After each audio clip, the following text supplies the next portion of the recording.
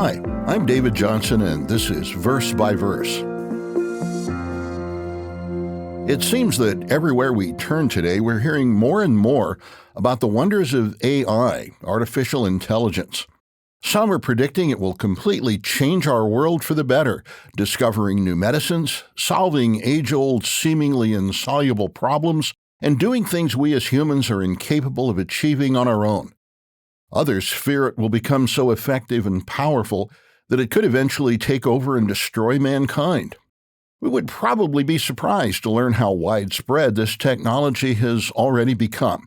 And from all indications, it's set for even more explosive growth as mega corporations invest billions of dollars into developing this amazing tool for ever-increasing uses. Some of you may already be using AI computer platforms to do your work more effectively.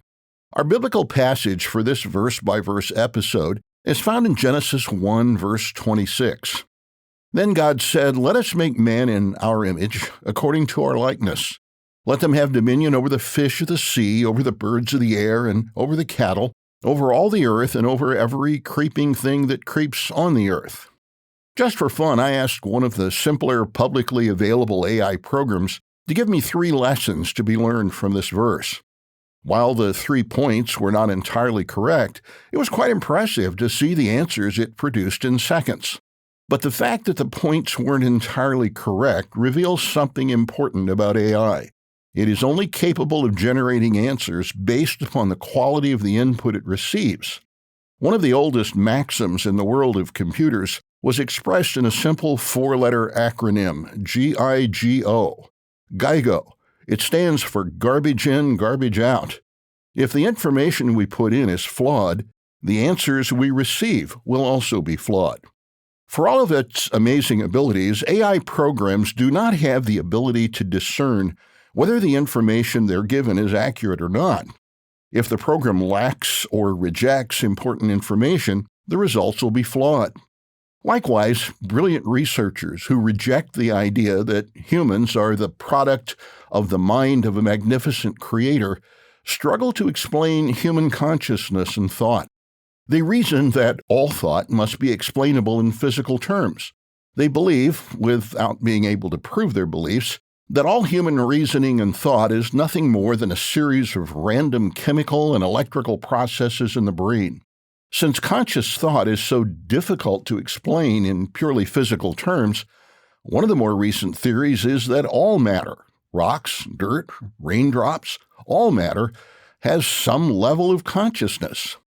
An article from a recent edition of Nautilus magazine put it this way: "The possibility that consciousness itself isn't anything physical raises burning questions. Science explains the natural world by physical principles only. So if it turns out that one natural phenomenon, consciousness, transcends the laws of physics, then our entire understanding of the natural world would require serious revision." Our biblical passage reveals that we human beings are not simply machines processing questionable input. Every human being, regardless of gender, race, age, education, or wealth, is created in the image and likeness of the Creator. And that includes consciousness, a conscious awareness of ourselves and our world. One of the most important ways we humans are created like our Creator is in the ability to think, creatively reason, and to understand and make moral choices. There is no way that divine, God-given ability can be programmed into a machine. And this verse tells us something more. As a consequence of having this amazing, God-given power to recognize and choose right from wrong, we humans also have a duty to exercise responsible care over the rest of creation, and most of all, toward one another. Whoever you are, regardless of your current situation, you have a right to expect me to treat you with respect and integrity. If I fail to do that, I'm not only disrespecting you, I'm disrespecting the God who created you.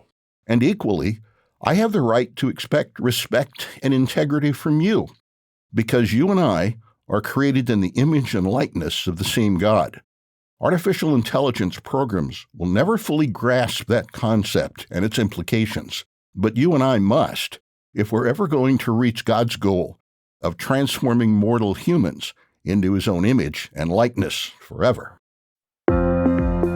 Verse by Verse is a companion podcast to the Daily Bible Verse blog, which you can find on the Life, Hope, and Truth Learning Center. Check out the show notes for more.